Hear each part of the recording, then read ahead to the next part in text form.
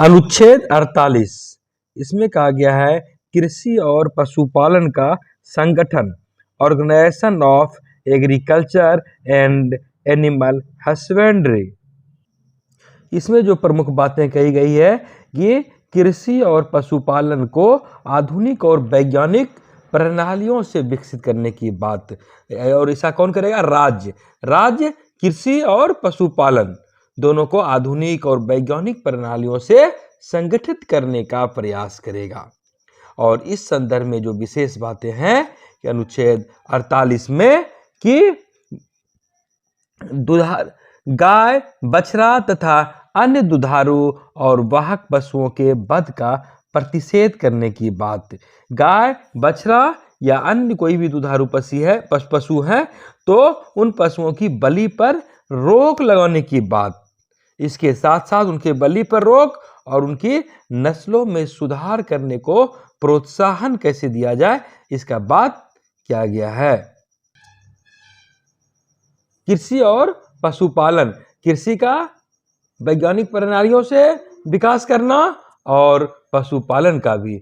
और पशुपालन गाय, बछड़ा और दुधारू जितने भी पशु हैं सबका परिरक्षण करना, उनका सुधार करने के लिए क्या किया जाएगा? उनके वध का प्रतिषेध करने के लिए कदम राज्य उठाएगा। The state shell endeavor to organize agriculture and animal husbandry on modern and scientific lines and shall in particular take steps for preserving and improving the breeds and prohibiting the slaughter of cows and calves and other milk and draught cattle.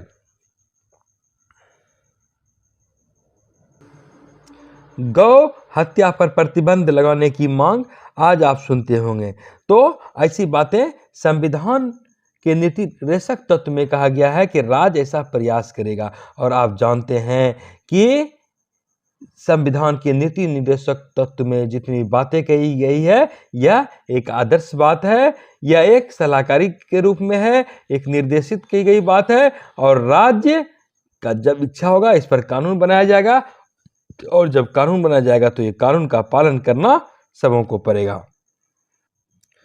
और यह अनुच्छेद 48 गांधीवादी विचारधारा से प्रभावित है, प्रेरित है।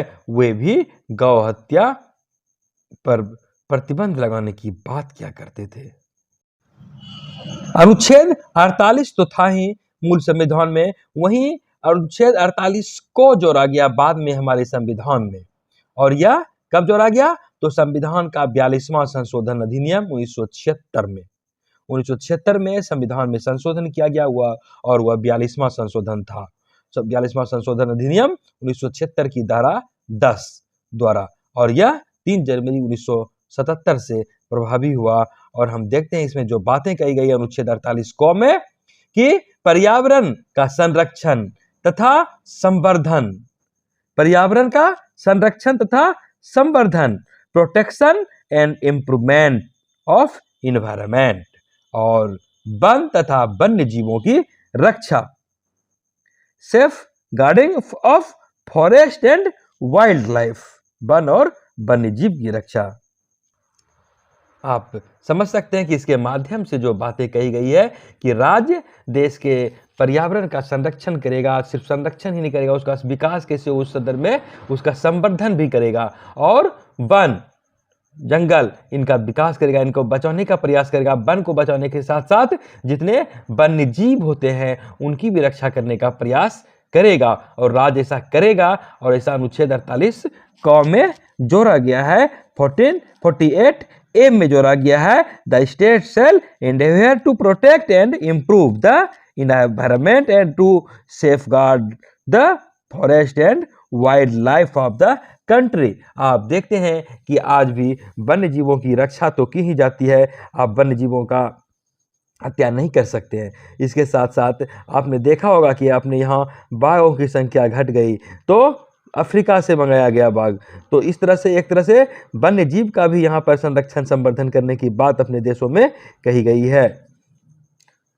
और आप देखते हैं कि वन की भी अंधाधुंध कटाई नहीं की जा सकती है, और अगर की जाएगी तो उसके स्थान पर वन को लगाया भी जाता है।